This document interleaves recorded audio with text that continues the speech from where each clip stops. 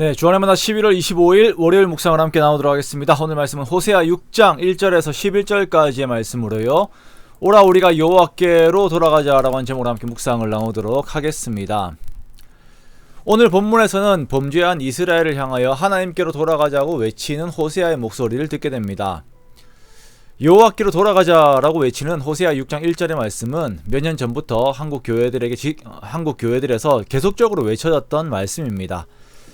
많은 목사님들이 이 제목으로 설교를 하고 청소년들, 청년들의 집회에 이 메시지들이 전파가 되었습니다. 그리고 이 내용으로 한 찬양이 우리들의 입술에서 불리워졌었지요.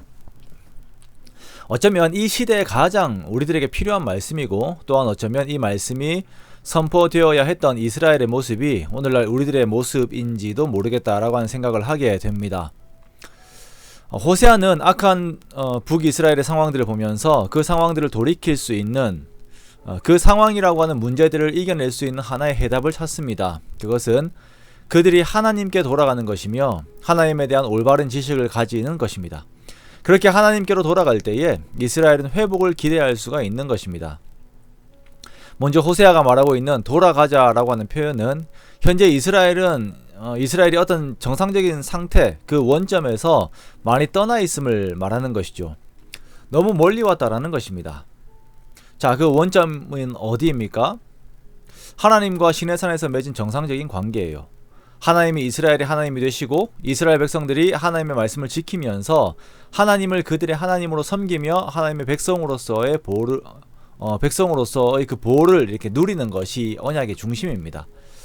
그러나 이 언약이 파기가 되었고, 우리가 호세아 전반부에 보았듯이 하나님께서는 이스라엘에게 주시기로 하셨던 모든 복들을 거두셨습니다. 이스라엘이 바알들에게 그것들을 원하였기 때문입니다. 이스라엘의 상태는 그러합니다. 하나님을 떠났습니다. 하나님이 어떠한 분이신지를 모르고 하나님이 원하시는 것이 어떠한 것인지를 몰랐습니다. 그러한 상태가 되도록 스스로를 방치하였습니다. 그리고 이들은 계속 하나님께서 손을 거두신 상태의 고통만을 당하고 있는 것입니다. 호세아는 이스라엘에게 외치기를 하나님께로 돌아가자라고 선포합니다. 그때 하나님께서는 거두신 모든 은혜들을 회복시키실 것입니다. 우리를 찌으셨으나 낫게 하실 것이요 우리를 치셨으나 싸매어 주실 것이다. 이틀 후에 우리를 살리시며 셋째 날에 우리를 일으키실 것이다. 자, 여기에서 셋째 날이라고 하는 것은 유대 문화에서 이제 완전히 죽어 있는 상태, 셋째 날이 끝나면 더 이상 돌아오지 못하는 그런 상태가 됨을 말하는 것인데요. 그때에도 우리를 살리실 것이다 말씀하시는 거예요. 우리가 완전한 죽음 가운데 들어갔다 하더라도 하나님께서는 다시 살리신다. 하나님께로 돌아가면 그러한 회복이 있다라고 호세아가 이스라엘에 선언하는 것입니다. 이스라엘은 하나님께 돌아가는 방법을 몰랐습니다. 그들의 노력은 제사와 번제였어요. 그렇게 열심히 종교 생활을 하는 것이 하나님을 위하는 것이다 라고 생각을 한 것이죠. 그러나 하나님께서는 제사와 번제를 원하지 않으시고 인애, 즉 사람을 사랑하는 것과 하나님을 아는 것을 원한다라고 말씀을 하십니다. 자, 하나님을 아는 것이 어떠한 것입니까? 하나님을 안다라고 하는 것은 부부가 서로를 아는 것 같은 것을 말하는 것입니다. 부부는 세상의 어떤 존재들보다도 서로를 깊이 있게 압니다.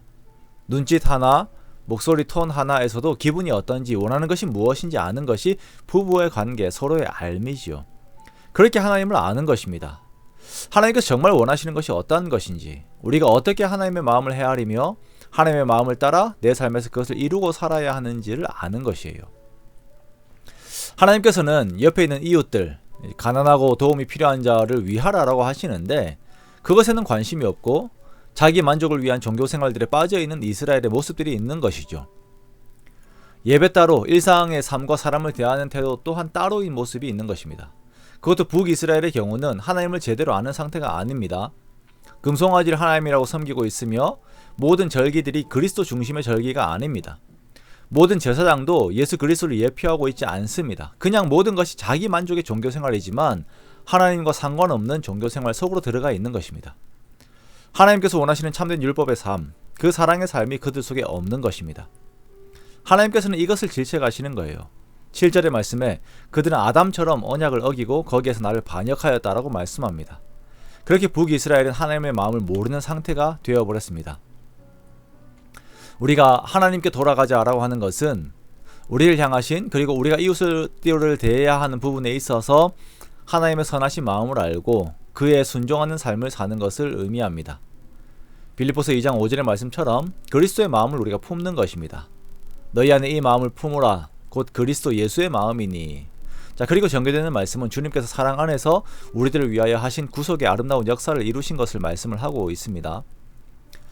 우리가 그러한 하나님의 사랑의 마음을 알기를 원합니다. 그러면서 그에 순종하는 삶을 사는 것을 우리가 원해요. 이 사랑의 삶을 살아낼 때에 하나님께서는 우리의 삶을 회복시키십니다.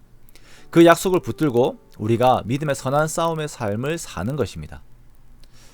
우리가 이번 한 주를 살면서 정말 사랑의 마음을 품고 사는 우리가 되기를 원합니다. 그렇게 여호와께로 돌아가 우리가 그리스도 안에서 하나님과 언약을 맺은 백성됨을 증거하는 그러한 복된 삶을 사는 우리 모두가 되시기를 주님의 이름으로 축원합니다.